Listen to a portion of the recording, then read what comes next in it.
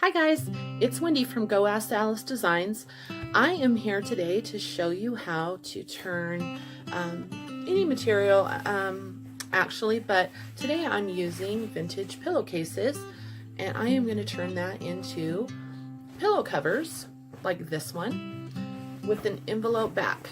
So as you can see, there's no zippers, there's no buttons, they're super easy. It's literally just straight stitching. And these just overlap in the back like this, and you put your pillow insert right inside. So that way you can change these out for different holidays, different seasons, and also they're super easy to take off and wash. I have 3 dogs, 3 cats. It's like a zoo around this place. So if I have to wash them, all I do is take the cover off, throw it in the wash, run an iron over it, and put it back on my pillow form, and I'm ready to go. So this is one that I just made. These were actually, the stripes were some vintage napkins, and then I had the blue in my stash of material. I hoard fabric like a crazy person, so I thought that turned out really cute. That's one of them. Here's another one that I made.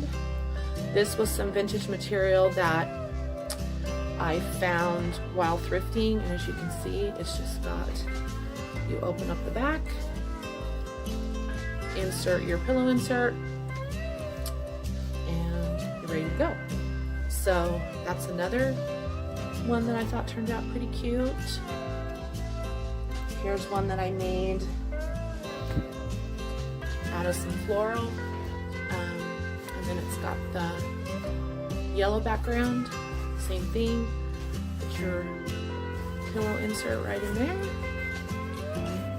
Super bright and cheerful. And then this one, I actually just had some scraps left over, so I put them together and then did the backing in the aqua color. And like I said, just open up the back, put it in. So those are some things that you can do with regular material. Today I'm going to be using some vintage pillowcases, and I will give you a step-by-step on how I turn these into some pillow covers. So the first thing is I'm going to cut these down, and so I think we'll start with this one. So my pillow inserts are 18 by 18. I just bought them at Walmart. They were really cheap. They come in a 2-pack, I think for like $7, $6, something like that. So super inexpensive, but I know you can get them on Amazon, and I'm sure you can get them pretty much all over the place. So there are different sizes, 20 by 20, 18 by 18. You can even do 12 by 12 if you want smaller. So once you know the size that you need to do, I do it a little bit smaller, because the more, if it's a little bit smaller than the pillow insert, it just gives it a fluffier look, a fluffier ness to the pillow. So if I'm doing an 18 by 18, I actually cut the material 18 by 18, because by the time I sew it with the seam allowance, it's brought it down about 1 inch or so. So it just makes the pillow a little fluffier. So let me readjust the camera so that you can see what I'm doing, and I'll be right back.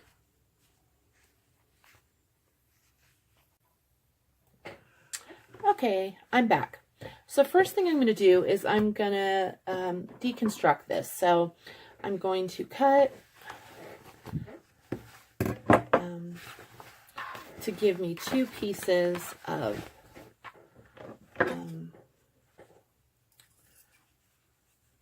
material, essentially. So I'm going to go down both seams on the side.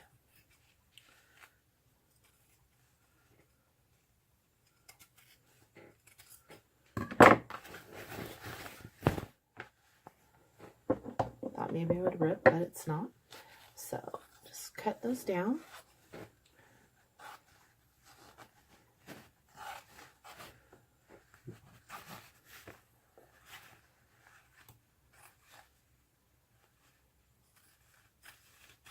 And your edges are going to be kind of rough.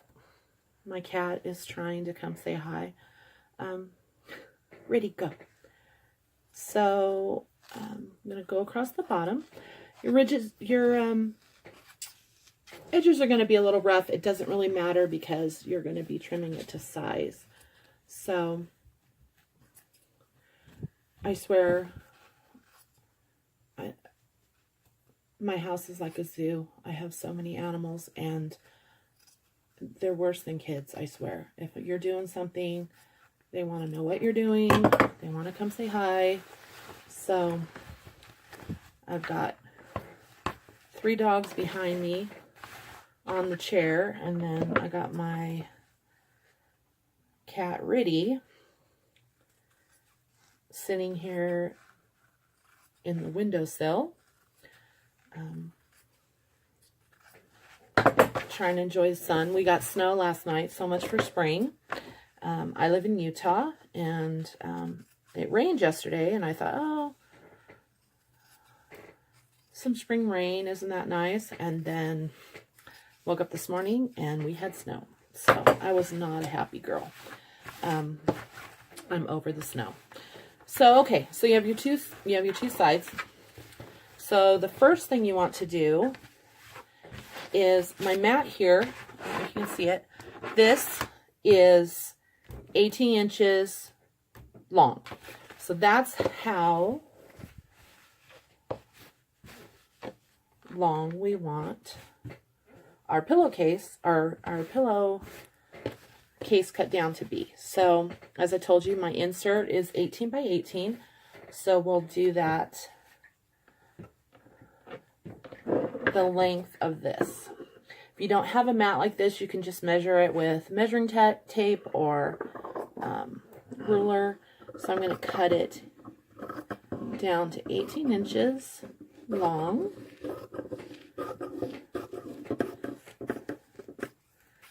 And then I'm going to flip it around. And that looks good. So we are 18 by 18. Trim it down just a tad. Okay. So we got an 18-inch square. 18 by 18. So that will be the front of our pillow cover. So now what we need to do is with the other side, we need to do the envelope backing. So because they overlap, what you want to do is you want to, so here's about halfway. What I do is I just kind of, I eyeball it, but if you want to be exact, you can fold it in half, either run your iron across it so you have a crease, or you can just kind of finger crease it too, like this, so you know where halfway is. So then you're going to take, and you want to be over that halfway mark for your first piece. So this already has the finished edge because it was a pillowcase. So I don't have to hem this side. I don't have to hem this one because it's already done for me. So that's kind of nice. So now I will cut off where it meets the end. You see? So this is the bottom piece. So I will just cut that the same length.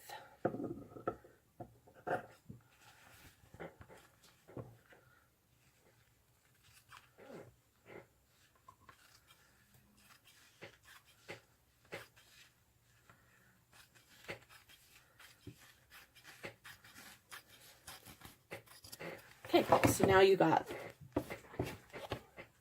half of your envelope backing done. So the next one, you're going to do the same thing with your other piece. You're going to lay it down.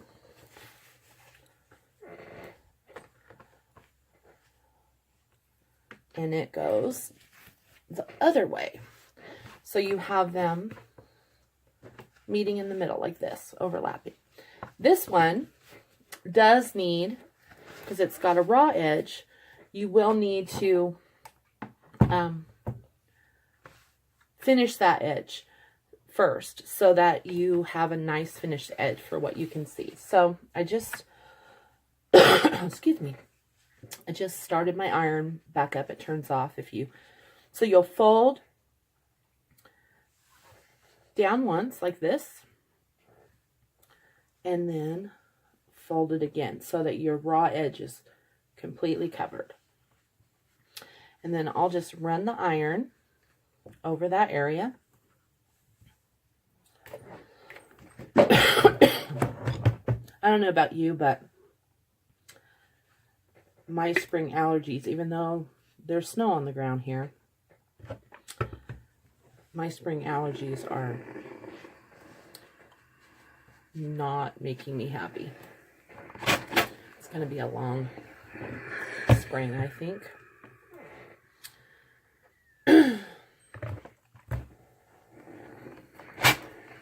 Okay. So you can see, folded it twice, ran the iron over it, and I've got a nice turn down edge. So what I'll do is I'm just going to run my sewing machine straight across that. If you hand sew, you can just hand sew across it. It's literally a straight stitch. So let me run that through my sewing machine and I'll be right back. Okay, I'm back. So as you can see, just did a straight stitch across that area so that it's nice and finished. And now we are going to put our pillow together. So you want the right side of your material facing up. So this is our bottom, our full piece. So that is going to be facing up. And then right sides together, we are going to place our back. So I really like this finished edge, which was the finished edge of the pillowcase. So I want that actually on the outside of the pillow. So what I'll do is I'll place the first one that I did the seam on down first and just kind of line it up on the ends like this. And then your next one is going to go same thing, right sides together, and you're going to line it up the same way.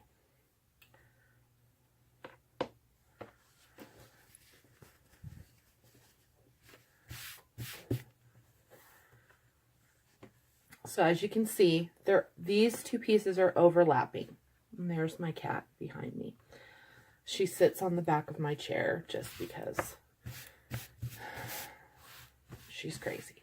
Okay, so now you kind of have a sandwich. So you've got your good sides, your right sides of your material facing each other, and the outside facing up. So now you're going to either pin, or if you have clips, you're going to clip it all together so that you can sew. And you're literally just going to sew a square. So I really like these little clips. You can get them on Amazon. That's where I got mine. And so I just clip periodically around, holding it together like this.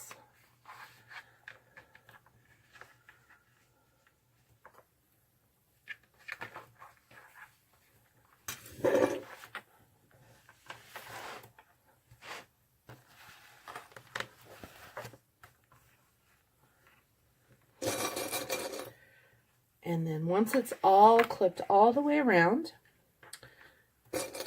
I will take it back to my sewing machine and literally just do a seam. You can start wherever you want, and you're going to close it up. A lot of pillows, you leave an area to turn the pillow inside out. But on these, you don't have to, because you have your opening that is going to be open right here. So pin all the way or clip all the way around the edges and sew a square. So I'm going to go do that, and I'll be back in just a few minutes and show you what it looks like, and then we'll turn it inside out and we'll have our pillow. Thanks. Okay, I'm back. So I went ahead and sewed across all of the edges, all the way around, all 4 sides. And then I took my scissors and I just trimmed any excess material that went outside your stitch line, just so that it lays nice. Here's actually a little area I need to clip right now. So there you go. So there's my iron going off. So there you go. Now what you're going to do is you're going to turn it right side out. So I just put my hands into the one side and then the other and grab the corners and flip it. And you are now right side out. So you can use anything, screwdriver, the end of a paintbrush. I have these little sticks like this, and they just help me kind of poke out the corner. So you want to be careful, not push too hard. You don't want to go through your seam. And then just go to all 4 corners and poke those out.